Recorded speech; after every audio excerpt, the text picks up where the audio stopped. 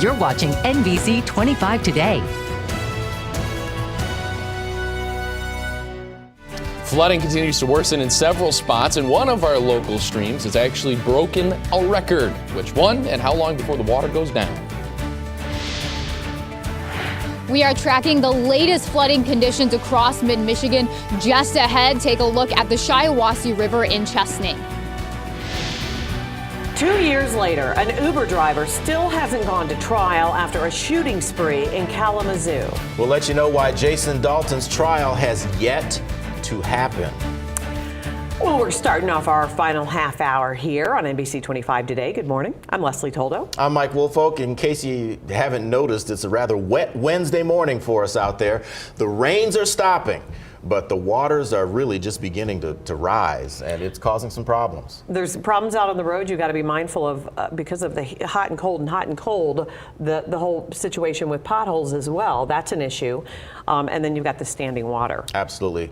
We've got team coverage. Ahmed Bazzi will kick it off for us. He's in the Weather Center with the latest information for us. Good morning, sir. Hey, good morning. Yeah, we've got that rain still falling across the region, a very cold rain. However, some of you in areas like Saginaw, down into northwest Shiawassee, parts of Midland and Bay counties, seeing a little bit of mixing going on through on the tail end of this as we continue to drop. Luckily, it's not all that heavy. Otherwise, we would be in a bit of a rough situation here, which we already are, but it would be a lot worse. Current river levels at the moment. When the icons pop up, you can see that here. A couple still just, and I mean just, barely below flood stage. When we head on down to the south here, Swartz Creek is at record flooding. The old record was 9.8 feet. We're up to about 11.5, just below that mark.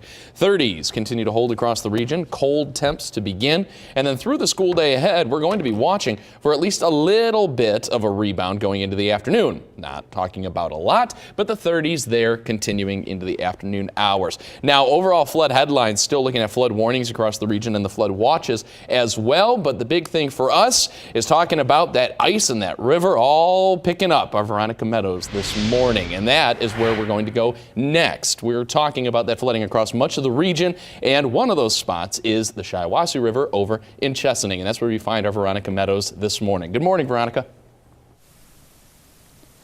Good morning, Ahmed. Well, like you've been saying all morning long, temperatures definitely dropping. It is cold, it is rainy, it is wet out here. So if you go outside, make sure you bundle up and do everything that you can to stay dry. Right now, we are in Cole Park in Chesaning. I want you to take a look behind me. You can actually see chunks of ice that have washed up onto the ground because of this flooding. The Shiawassee River, definitely one of the rivers in mid-Michigan that have been flooding. So all of that water pushing these chunks of ice up to the shoreline. You can see Cole Park, still several spots of Cole Park have standing water.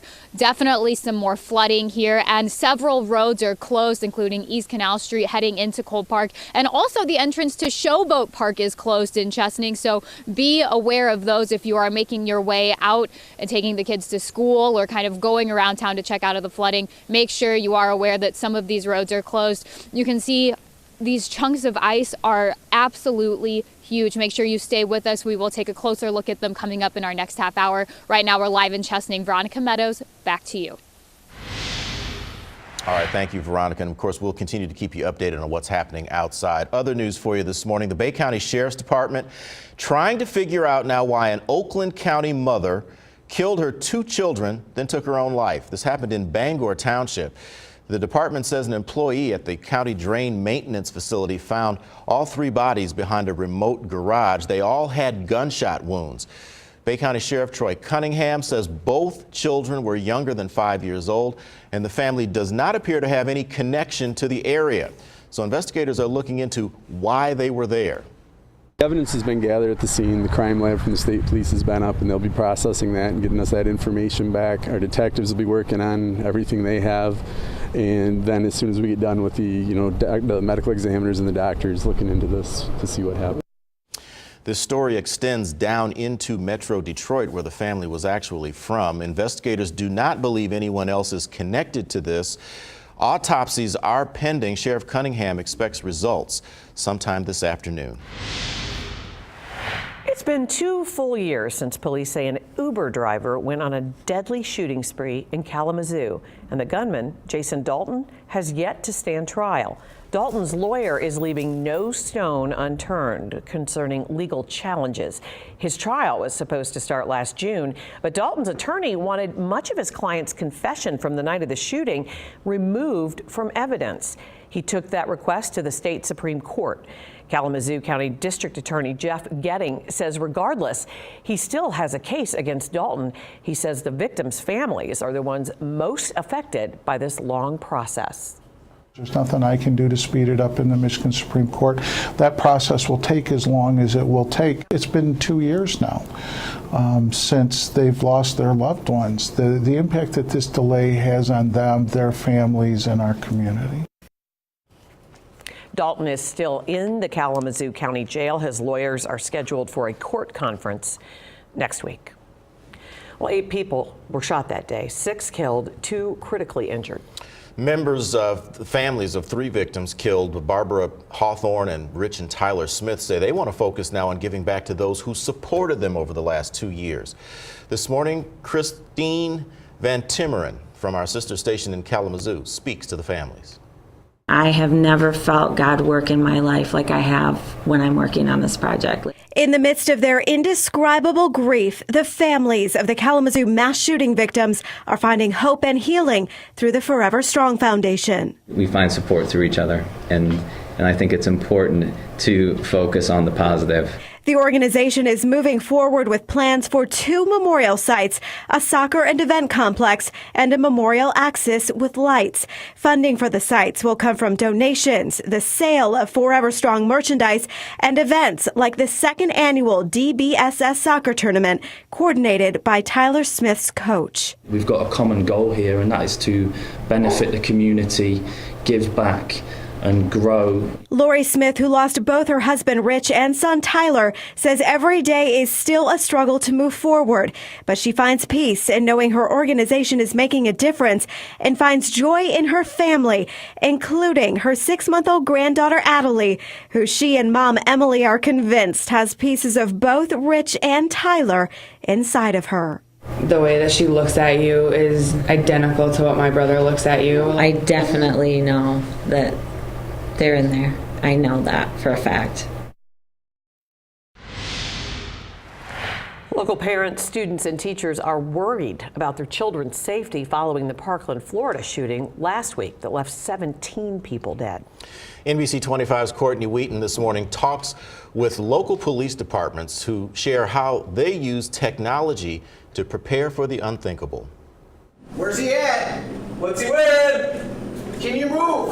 Training that puts you right in the middle of life or death situations. John, you take point, you got the long gun. Teaches you how to make a split-second decision. It's a new simulator blurring the lines between what's real and what's fake, helping police be the best at preparing for the worst. Stress of the real world where you've got innocent people walking around and it's not just standing in front of a paper target. Davidson Township Police Officer Mike Bice is using a system called Milo. The technology features 5 panels, gives users a nearly 360-degree view, and is loaded with different scenarios from traffic stops to active shooter situations. Some scenarios you have to look behind you to both sides. It's not just looking at a computer screen right in front of you. From the scenarios to the guns used, the goal is to get as close as possible to what police could face in the real world. Get out the doors if you can! Sad to say, but usually after every incident like what happened in Florida last week, we usually have parents come up to us and say thank you for being at our schools. First threat, direct hit. After completing a session, officers can go over what they did right and what went wrong. Kind of gives you a mindset for if the worst was to happen, that you're prepared. Shots fired. We always want to stay sharp in your response, and this is one way to do that. It's as realistic as it gets.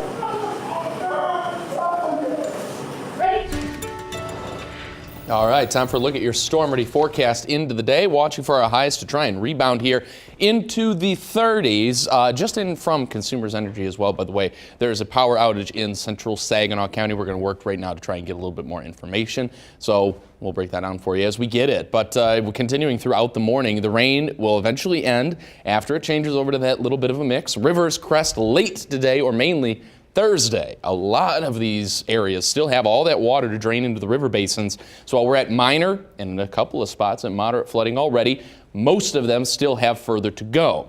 a lot of the roadways and a lot of these fields, yards, all that kind of stuff is what is called, it's called nuisance flooding. But as somebody experiencing it myself, that is the worst word to call it. It's flooding in the first place, and that won't go down until tomorrow anyway, once we finally get a chance to drain it out. Mainly rain though, some freezing rain in the next couple of days ahead. Dry tomorrow, but that's the only one. We've got more moisture aside from that. The 30s today, still technically above normal. Well, Team USA racks up more medals overnight, including one for Lindsey Vonn. She takes the podium again. We'll let you know what she's bringing home from her latest and last race down Olympic mountains. But first, here's a look at some of the top stories trending on NBC25News.com at 6:41. We'll be right back.